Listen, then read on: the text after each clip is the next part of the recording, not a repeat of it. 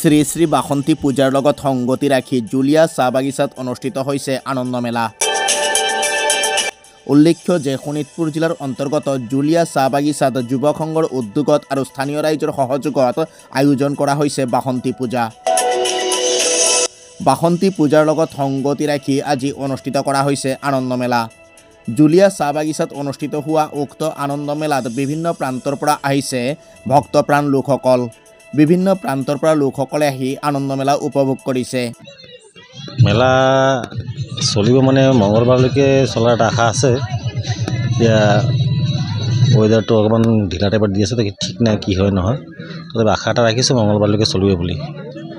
এনে পৰিৱেশটো এনে ভাল পৰিৱেশ, জুলীয়া চাহ বাগান হিচাপে যিটো আমি পাইছোঁ এতিয়া আহি অংশ বহুত ভাল লাগিছে আহি পেলাই। আৰু আশা কৰোঁ প্ৰতি বছৰ যাতে আমি আহিব পাৰোঁ। বিজনেছ আমাৰ ইমান এটা ভাল হোৱা নাই, আশা ৰাখিছোঁ হয় নেকি বুলি এনেকৈ ভাবি আছোঁ। আৰু কি হয় বা ওলাই জানিব, মায়ে জানে এতিয়া। আপোনালোকে আহক, আহি পেলাই আমাৰ মেলাটো উপভোগ কৰক। আৰু আমি চবকে আহ্বান জনাইছোঁ, আহক। আমি বহুত ধুনীয়া এটা মেলা ইয়াত পাতিছোঁ। সকলো ৰাইজক আমি নিমন্ত্ৰণ জনাইছোঁ, আহক, আহি পেলাই আমাৰ মেলাটো উপভোগ কৰক। আৰু এনে আমাৰ সকলো বস্তু আমাৰ এতিয়া অলৰেডি আমাৰ ধুনীয়া হৈ আহিছে। গতিকে আমি সকলো ৰাইজক অনুৰোধ জনাই আছোঁ যে আহক আপোনালোকে আহিলেহে আমি আনন্দিত হ'ম। গতিকে সকলো ৰাইজক আমি আহ্বান জনাইছোঁ, আপোনালোকে আহক, আমাৰ মেলাটো উপভোগ কৰক।